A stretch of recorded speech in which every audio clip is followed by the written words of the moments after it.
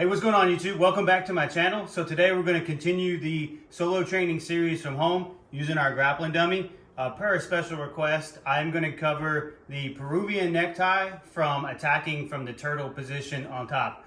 All right guys, so let's get training. All right y'all, so we're going to cover the Peruvian necktie from this turtle position. I'm going to do two variations. One, I'm going to use my lapel, and the other, I'm going to use the S grip underneath the same position, one arm over on the carotid, one arm underneath. But before I show you the technique, the time to do this Peruvian necktie from this position is if your opponent is starting to try to posture back up and gives you space. If they're nice and tight in here, it's going to be really hard to penetrate underneath their defense. As you're in this turtle position and you feel them starting to come up, this is when you can go for the Peruvian necktie. Or if you transition to a north-south position, which is one of the more common positions to get the Peruvian necktie from. But if there's no space, it's not the time to do this move. If there is space, if they're you feel like they're trying to come up, they're moving, you feel some space, then the Peruvian necktie is an appropriate time to use that technique. So we'll get started first with the grip variation, and then in a second I'll show you near the lapel nearest to their head. So to get started, I'm in turtle top position. Our opponent is giving us some space, so what I'm going to do is I'm going to punch my left hand through and over his right shoulder, and I'm going to take my right hand and punch it underneath and make an S grip when my hands connect. So we're going to punch it through, make an S grip, and then we're going to start the series for the Peruvian necktie. So here we get some space. I'm going to punch through here and punch through here. I'm going to make this S grip with my right and left hand. Once I get this grip, I'm going to start to move my left leg over to the right side of his head. So here, I'm nice and tight. I'm not really squeezing on the neck, I'm just tight. So here, I sit, and then from here I'm going to switch my weight back to my left side to free up my right leg to go over. So here, I'm going to sit, pulling up with the S grip because I want the blade of the inside of my forearm on the carotid, and then I'm going to swing my right leg over here. So what I'm going to do is I'm going to pull up and do a leg curl in at the same time for the tap. So again, show from a different angle. Our opponent's starting to give us some space. Maybe they're trying to come up for a single leg, maybe they're wanting to sit through.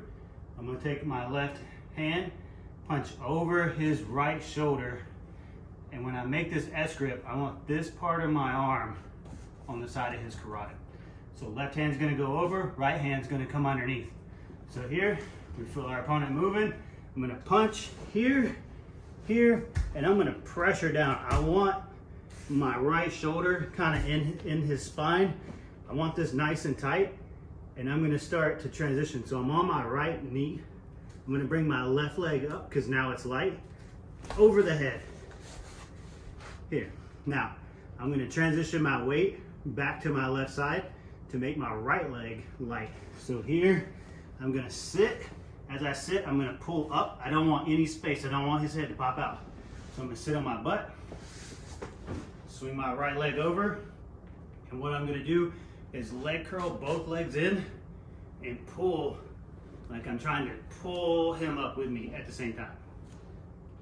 So what that does is it traps his left arm is on his left carotid, my left arm is on his right carotid, and I'm pulling up and curling down for the tap.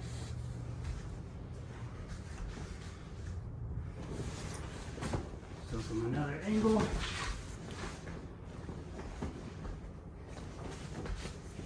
so over here, left hand's going to punch over, right hand's going to come underneath. Punch, underneath, S grip. I drive my shoulder in to make my left leg light. I step over. I'm going to sit to my butt and keep all of this pressure nice and tight. pulling up here, and I'm gonna leg curl in and pull up for the tap.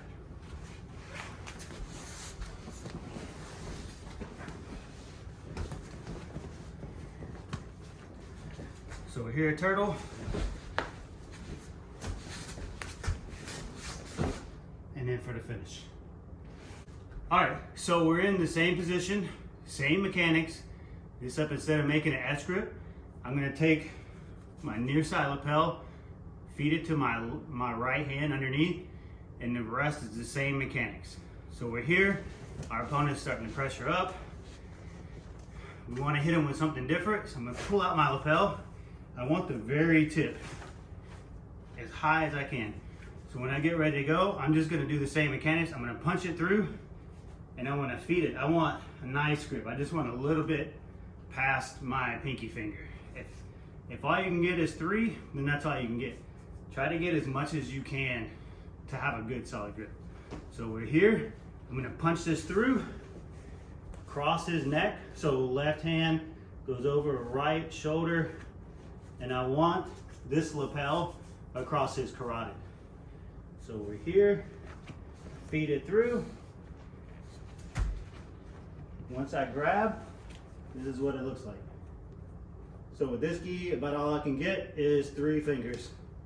So I get here, and I cinch it up nice and tight. So this gives me 1 extra hand to better control. So I'm gonna take the fabric at his tricep, push his arm down, drive in, bring my leg to his head, and the same mechanics from here. I'm gonna transfer my weight back to my left butt cheek. Here, as I start to transition, I'm pulling my own lapel. And then once I get here, right leg goes over, I leg curl and I pull. As you can see, the lapel is really tight on the carotid. His left arm is cutting off the other one. I'm just helping that motion by leg curling them in, leaning back and pulling with my right arm.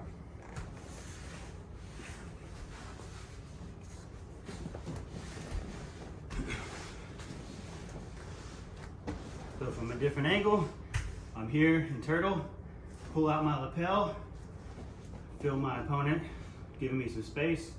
I'm gonna punch it just like this, straight through. So straight underneath, then I'm gonna transition, grab.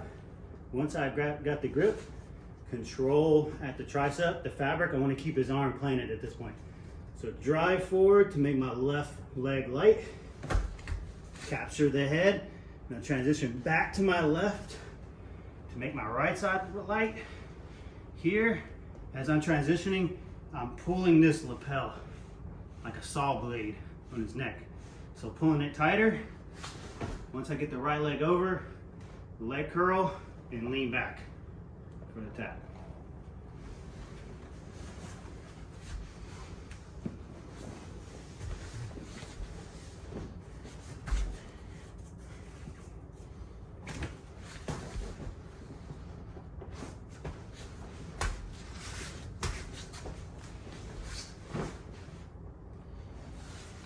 All right guys, so that was the technique of the day for the solo training series using a grappling dummy.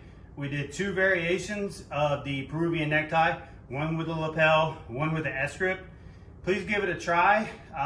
Practice it as much as you want. Try it on, if you have a grappling dummy, try it on your grappling dummy. If not, grab your favorite training partner at the gym and give it a try.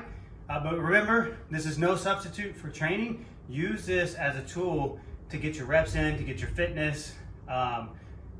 This is a great tool, but make sure you're still going to the gym if you can. If not, if this is all you can do, great. Follow my series. Drop me a comment if you want to see some additional moves. This is how this episode came about. Somebody dropped me a comment and asked about it, so I am delivering. But let me know if you want to see something else. If not, I'll continue to build the series. I'll start posting more videos, possibly with some regular jiu-jitsu students, and kind of go from there. All right, guys, until next time, thanks for tuning in.